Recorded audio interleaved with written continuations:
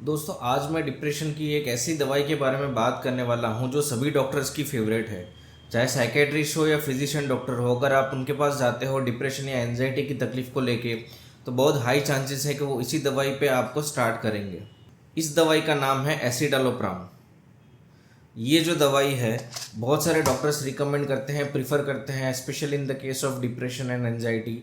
ये दवाई कैसे दी जाती है, कौन से टाइम में दी जाती है, कौन से डोज में दी जाती है, कितने दिन तक खानी पड़ती है, इसको कम कैसे करें, इसको बंद कैसे करें, इन दवाई के साइड इफ़ेक्ट्स क्या हैं, ये सारी चीज़ इस वीडियो में हम जानेंगे। अगर आप इस चैनल में नए हैं, नमस्ते, मेरा नाम है डॉक्टर प्रशांत गोहिल। मैं एक मनोचिकित्सक यानी कि साइकेट्रिस्ट हूँ। मैं अहमदाबाद से हूँ। पिछले 10 साल से प्राइवेट प्रैक्टिस कर रहा हूँ। अभी तक 50,000 से ज़्यादा मरीज़ मैं ठीक कर चुका हूँ।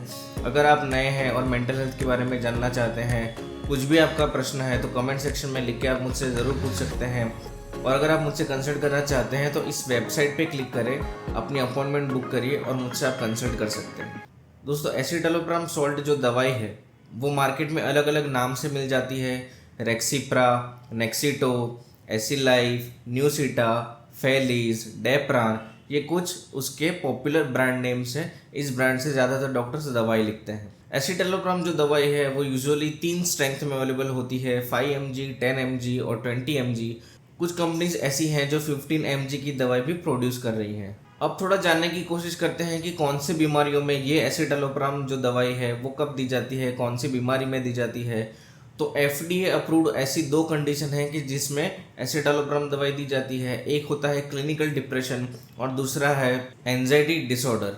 इन दोनों कंडीशन के अलावा कुछ और भी दिमागी बीमारियां हैं जहां एसिटालोप्राम दवाई दी जाती है, जैसे ऑब्सेसिव कंपल्सिव डिसऑर्डर, जैसे post traumatic stress disorder, pre menstrual dysphoric disorder, panic disorder और सोशल एंजाइटी जैसी बीमारी में भी एसिटालोप्राम यूजफुल होती है। ये जो दवाई है ये एसएसआरआई ग्रुप को बिलोंग करती है। एसएसआरआई ग्रुप होता है selective serotonin reuptake inhibitor.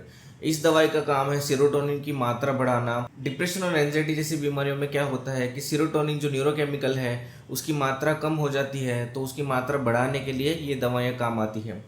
Serotonin एक न्यूरोट्रांसमीटर है, एक दिमागी केमिकल है जिसके बहुत सारे काम हैं, जैसे आपके मूड को रेगुलेट करना, आपका एपेटाइट है, आपका डाइजेशन है, उसको रेगुलेट करना। अगर सेरोटोनिन की मात्रा कम रहती है तो आपको डिप्रेशन और एंजाइटी जैसी बीमारियां महसूस हो सकती हैं, और अगर उसका लेवल नॉर्मल कर दिया जाए तो वो ठीक हो जाती हैं। इन सब दवाइयों के द्वारा हम सेरोटोनिन की मात्रा को नॉर्मलाइज करने की कोशिश करते हैं ताकि ये बीमारियां ठीक की जा सके। आपका डॉक्टर जब आपको एसिटालोप्राम स्टार्ट करता है तो उसका ऑनसेट ऑफ एक्शन स्टार्ट होने के लिए 2 से 4 हफ्ते का टाइम लगता है। अगर आप एक्सपेक्ट कर रहे हैं कि आप आज दवाई चालू करोगे और कल से आप बिल्कुल ठीक हो जाओगे, तो ये नहीं होने वाला है। 2 से 4 हफ्ते आपको लगेंगे दवाई का असर स्टार्ट होने में। अगर आप पिछले 6 से 8 हफ्ते से एसिटालोप्राम ले रहे हैं और आपको बिल्कुल ही असर नहीं दिख रहा है, तो इस वक्त डॉक्टर जो है आपका वो दवाई की डोज बढ़ा सकता है या तो एक नई दवाई इसमें इंट्रोड्यूस कर सकता है just to augment the effect of escitalopram. एक चीज़ ध्यान में रखने की ज़रूरत है कि जो नॉर्मल उदासी है उसमें कोई दवाई की ज़रूरत नहीं होती। नॉर्मल उदासी टेम्पररी होती है और वो अपने आप ही ठीक हो जाती है। अगर आप भी जानना चाहते हो कि नॉर्मल सैडनेस और डिप्रेशन में क्या फ़र्क है, तो इस पर ऑलरेडी मैं एक वीडियो बना चुका हूँ। इस वीडियो को आप ज़रूर देखिए, लिंक आपको ऊपर आई बटन में मिल जाएगा।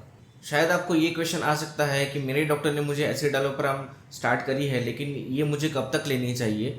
तो जैसे मैंने बताया, जो ऑनसेट ऑफ एक्शन है 2 to 4 वीक्स होता है। अच्छा रिजल्ट लाने के लिए 6 से 8 हफ्ते का टाइम लगता है।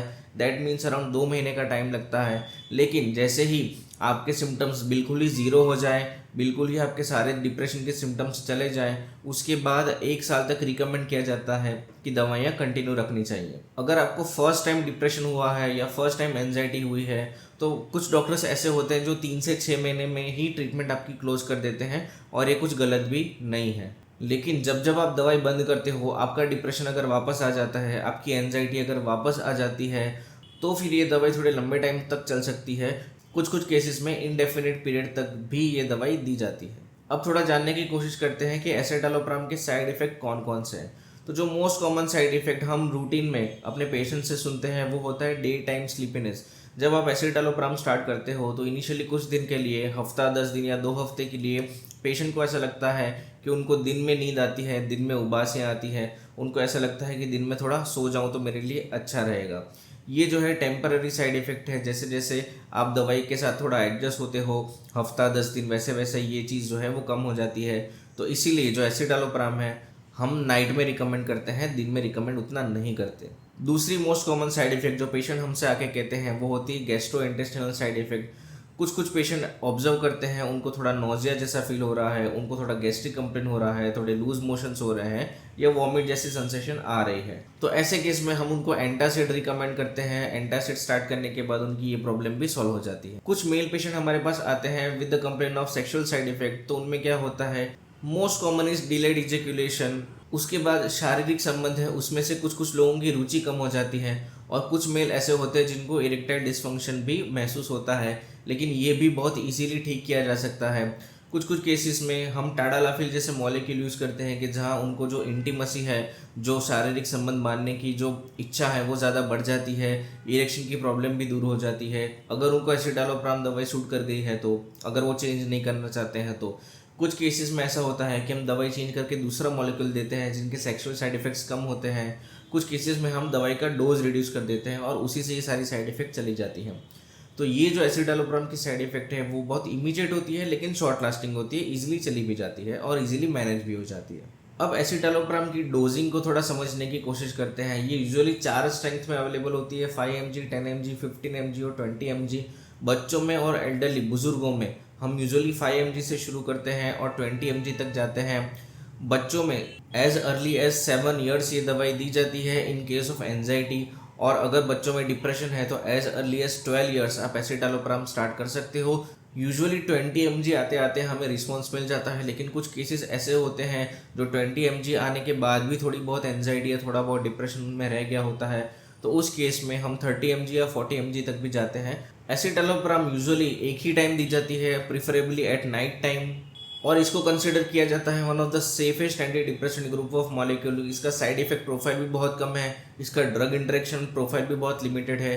जैसे आपको डायबिटीज़ है, आपको ब्लड प्रेशर है, आपको थायराइड है, तो उसके साथ ये दवाई भी ले सकते हो। अगर बीच में आप बीमार पड़ जाते हो, आपको कोई इन्फेक्शन हो जाता है, आपको स्किन इन्फेक्शन हो गया, आपको फ्लू हो गया, डॉक्टर ने आपको जो पैरासीटामोल या स्टेरॉइड्स वगैरह दिए हैं, तो उनके साथ भी ये दवाई ले सकते हो। अगर आप उनमें से हो जो पिछले 6 महीने या 8 महीने या 1-2 साल से एसिटालोप्राम ले रहे हो, लेकिन जानना चाहते हो कि इसको बंद कैसे किया जाए, तो ये दवाई बिल्कुल सेफ़ है। इसको टेपर करने की ज़रूरत नहीं है। बहुत सारे लोगों को ऐसा लगता है कि मुझे 20 मिलीग्राम एसिटालोप्राम दी है तो मुझे बहुत धीरे धीरे जाना पड़ेगा, लेकिन जो रिकमेंडेड डोजेज है, जो रिकमेंडेड ड्रग प्रोफाइल है, वो ये कहता है कि टेपरिंग की ज़रूरत नहीं पड़ती। आप एकदम से भी इस दवाई को बंद कर सकते हो, आपको ज़्यादा परेशानी नहीं होगी। लेकिन just to be on a safer side, withdrawal symptoms ना आए वो ध्यान में रखते इट्स अ गुड प्रैक्टिस कि आप धीरे धीरे टेपर करो और इस दवाई को बंद करो। अब टेपर करने का एक तरीका होता है, जो भी डोज आपको आपके डॉक्टर ने दिया है उसको 50% कम करना है over the period of 3 days. After 3 days और 50% कम कर दीजिए और फिर उसको बंद कर दीजिए। सपोज डॉक्टर ने आपको 20 मिलीग्राम एसिटालोप्राम दी है तो 20 मिलीग्राम से आप 10 मिलीग्राम पे आ जाइए। 3 दिन के बाद आप 5 मिलीग्राम पे आ जाइए और उसके बाद उसको बंद कर दीजिए। अगर आपको किडनी का प्रॉब्लम है और आप पूछना चाहते हो कि एसिटालोप्राम सेफ है या नहीं, तो बिल्कुल आप किडनी के प्रॉब्लम में भी एसिटालोप्राम ले सकते हो। अगर आपको हिपैटिक इम्पेयरमेंट है, अगर आपको लीवर की प्रॉब्लम है, तो भी एसिटालोप्राम आप ले सकते हो। उसका रिकमेंडेड डोज है 10 मिलीग्राम पर डे। अगर आपको कार्डियक प्रॉब्लम है तब भी आप एसिटालोप्राम ले सकते हो। जैसे मैंने कहा, ये काफ़ी सेफ मॉलिक्यूल माना जाता है। तो आई होप एसिटालोप्राम के बारे में आपको ऑलमोस्ट सारी जानकारी मिल गई होगी। अगर इसके बाद भी आपका कोई क्वेश्चन है तो मुझे कमेंट सेक्शन में लिख के ज़रूर बता सकते हैं। अगर ये वीडियो अच्छा लगा है तो बिना लाइक किए मत जाइएगा और मेरे चैनल को भी साथ साथ में सब्सक्राइब कर दीजिएगा। मिलते हैं अगले वीडियो में। नमस्ते।